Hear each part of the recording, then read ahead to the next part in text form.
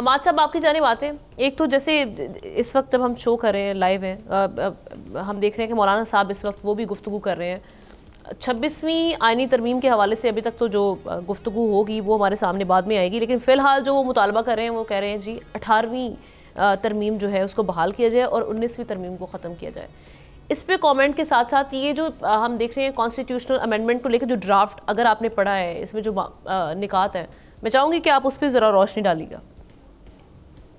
जी मैं देख रहा हूँ, मैं पूरी खबर के ऊपर ही जायजा लेते हैं। जैसे बिलावल साहब को हम देख रहे हैं कि वो बहुत ज्यादा पुरजोश नजर आ रहे हैं इस सारे मामले को देख के। सबसे ज्यादा लीड जो अगर पार्टी इस वक्त कोई कर रही है तो वो नून के लीडरान सामने नजर नहीं आ रहे, पीपल्स पार्टी के बिलावल भुट्टो साहब नजर आ रहे हैं। और ये देखने में ज्यादा दिलचस्प इसलिए लग रहा है क्योंकि वो इस हुकूमत का बज़ाहिर तौर पर तो हिस्सा तो है, लेकिन वो एक रस्मी तौर पर हिस्सा है। और रस्मी तौर पर हिस्सा होते हुए भी वो हुकूमत का इतना बड़ा बोझ अगर अपने सर पर उठा के चल रहे हैं तो इसकी लाजमी तौर पर कोई ना कोई वजूहात तो जरूर होंगी जो शायद इस वक्त आपकी और मेरे सामने नहीं है। जो वजूहात वो हमें दे रहे हैं उसके बारे में मैं पिछले प्रोग्राम में भी बात कर चुका हूं। हमें बताते हैं कि सियासी मुकदमात हैं, मैंने उसके ऊपर बहुत एक्सप्लेन कर दिया कि सियासी मुकदमात जो हैं वो कहां से आते हैं, वो क्यों आते हैं, उनको कैसे रोका जा सकता है।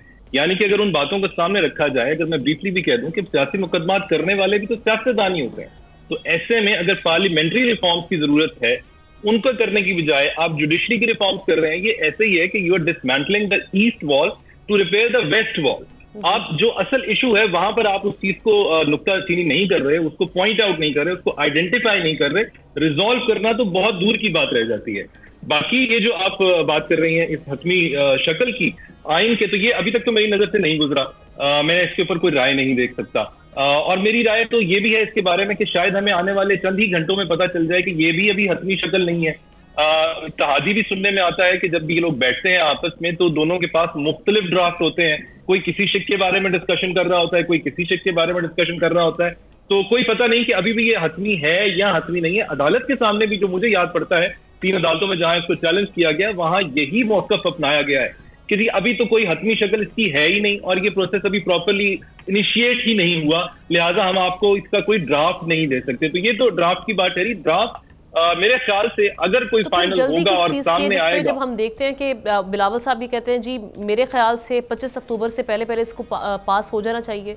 जब ड्राफ्ट ही नहीं है, उसको पब्लिक नहीं किया गया, उसका कंटेंट किसी को मालूम नहीं है, इस हवाले से दरख्वास्तें हम देख रहे हैं कि आज तो शेयर कर दिए सारे हम ना ड्राफ्ट।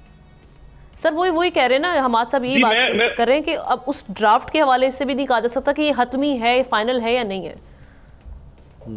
जी उसकी वजह जो मुझे समझ आती है वो मैं आपके सामने रख देता हूँ। मुझे लगता है कि ये किसी इतवार और हफ्ते और इतवार की दरमियानी शब में ही चंद घंटों के लिए सामने आएगा जब इसको पास कर लिया जाएगा।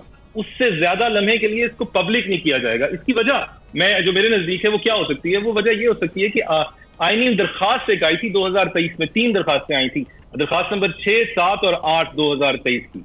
ये आईनी दरखास्तें आई थी रूल्स एंड प्रैक्टिस प्रोसीजर का जो एक्ट था, जब वो बिल बनाया गया था उसको जब चैलेंज किया गया था, तो ये वो कॉन्स्टिट्यूशन पिटिशंस थी। इसका जो एक ऑर्डर का फैसला है वो बहुत इंपॉर्टेंट है, अगर उसको हम सामने रखें। उसमें क्या अदालत ने मौकफ अपनाया? अदालत ने कहा क्योंकि बिल की हतमी शक्ल अब इख्तियार कर ली गई है, अब ये मैटर ऑफ टाइम है कि इसको पास कर दिया जाएगा। और अगर ये पास हो जाता है तो देयर इज सीरियस कंसर्न कि सब्सटैंशियल, इमीडिएट और डायरेक्ट इंटरफेरेंस होगी आइन के ढांचे में, लिहाजा इसकी कॉग्निजेंस ली जाती है। और इस पे एंटिसिपेटरी इंजंक्शन का वर्ड इस्तेमाल किया गया और वो ग्रांट किया गया और कहा गया कि अगर ये बिल पास भी हो जाए तो इसकी शिक के ऊपर कोई इंप्लीमेंटेशन ना कर दी जाए जब तक फैसला ना किया जाए। तो इस चीज को सामने रखते हुए मुझे लगता है, इस ऑर्डर को सामने रखते हुए, हुकूमत भी इस ऑर्डर से वाकिफ है बखूबी तौर पर, मुझे लगता है कि इसकी हतमी शक्ल उसी दिन आएगी जिस दिन इसको पास किया जाएगा और चंद घंटों ही में इसको पास करा लिया जाएगा। अवाम के पास इसके ऊपर बात करने के लिए, अवाम को कॉन्फिडेंस में लेने की कोई एक्सरसाइज नहीं की जाएगी। एक और खबर इसी आईनी तरमीम से मिलती जुलती जो आ रही है वो मैं आपके सामने रख दूं। कहा जा रहा है कि पीटीआई के मेंबरान को 20-20 करोड़ रुपए ऑफर किए गए हैं। ये पीटीआई के असद कैसर साहब ने कहा है।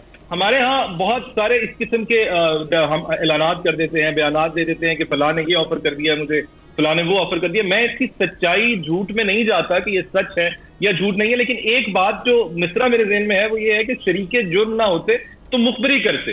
तो ऐसे में अगर आपको पता है कि ये कोई ऑफर की गई है तो किसको की गई है बताएं, किसने की है, कहां पे की है, ताकि उसका कोई सदबाब हो सके, सिर्फ सियासी बयान ना दिया जाए। सही है।